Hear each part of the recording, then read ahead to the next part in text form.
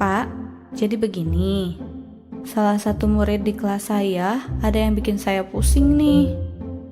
Memangnya kenapa, Bu? Sampai bikin pusing begitu?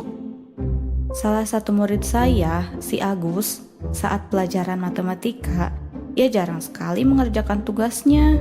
Ia lebih sibuk mengajak ngobrol teman sebangkunya. Selain itu, dia sepertinya belum siap untuk menerima materi berikutnya. Karena dilihat dari hasil belajar sebelumnya, masih di bawah ekspektasi. Misal, kemarin, saat tugas operasi bilangan berpangkat, dari 20 soal, ia hanya mengerjakan 6 soal saja. Ternyata ia belum memahami betul konsep operasi bilangan berpangkat. Bu Ati, bukannya saya membela Agus ya. Kalau saat olahraga, Agus ini termasuk anak yang aktif. Dia juga selalu memperhatikan ketika saya sedang menjelaskan sebuah teknik dasar menembak. Bahkan, dia dapat menjelaskan ulang teknik dasar tersebut melalui tugas video tutorial. Kalau di pelajaran sejarah juga dia jago sekali waktu saya kasih tantangan bermain peran. Agus dapat memerankan pedagang Eropa pada cerita sejarah jalur rempah. Ia bahkan melakukan riset dengan serius jika dilihat dari dialognya yang detail dan cukup enjoy dalam memeragakannya. Kalau dilihat dari cerita Pak Togar, Agus suka dengan aktivitas fisik. Buktinya, dia senang dengan mata pelajaran PJOK dan kegiatan bermain peran. Cuma saya bingung sama Monica. Ia sering melamun kalau saya jelaskan materi terlalu panjang, apalagi secara lisan. Entah kemana pikirannya.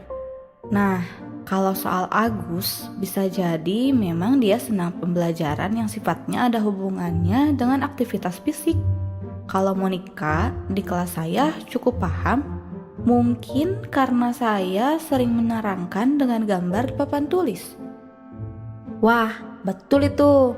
Ada kemungkinan penjelasan saya bertele-tele dan membuatnya bosan. Memang, saya kurang memberikan contoh yang mudah dan menarik, baik dalam bentuk lisan maupun gambar. Bener juga ya, Bu. Kalau begitu, penting sekali ya mengetahui minat dan gaya mereka belajar agar kita tahu kebutuhan tiap murid. Betul Bu Ati. Dengan berdiskusi seperti ini, kita jadi tahu karakteristik setiap murid.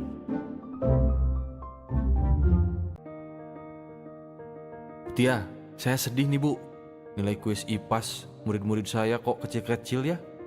Padahal saya sudah berusaha menjelaskan materi dengan sebaik-baiknya. Wah, sedihnya jangan lama-lama ya Pak. Harus semangat lagi. Mungkin karena Bapak masih masa adaptasi. Pak Arif kan guru baru di sini. Coba Bapak ceritakan bagaimana kondisi di kelas Bapak. Semoga saya bisa bantu memberikan solusi. Sepertinya para murid memperhatikan saya. Tapi ada juga yang berbisik-bisik dengan temannya saat saya sedang menjelaskan di kelas. Lalu kalau saya memberikan pertanyaan, ada beberapa murid yang suka bicara dulu sama temannya dengan bahasa daerah mereka. Saya tidak mengerti mereka bicara apa. Setelah itu, murid tadi menjawab pertanyaan saya, meski dengan ragu-ragu. Oh, nah itu Pak. Bahasa yang mereka gunakan sehari-hari di sini adalah bahasa daerah. Karena itu bahasa ibunya. Hanya sebagian murid yang terbiasa dengan bahasa Indonesia. Jadi terkadang mereka yang terbiasa bahasa daerah meminta bantuan temannya yang terbiasa bahasa Indonesia. Wah, kalau begitu, akar masalahnya adalah mereka tidak memahami bahasa pengantar yang kita gunakan. Bisa jadi Pak Arif. Kalau boleh memberikan saran, mungkin Pak Arif bisa sambil belajar beberapa kosakata bahasa daerah di sini, terutama untuk kata-kata yang sering digunakan pada instruksi Pak, atau kata-kata kunci dalam setiap materi. Jadi saat mengajar bisa menggunakan dua bahasa, bahasa daerah dan bahasa Indonesia, untuk membantu pemahaman mereka. Bagus tuh Bu idenya. Nanti tolong ajarkan saya ya Bu. Sama-sama Pak Arif. Iya, tentu boleh.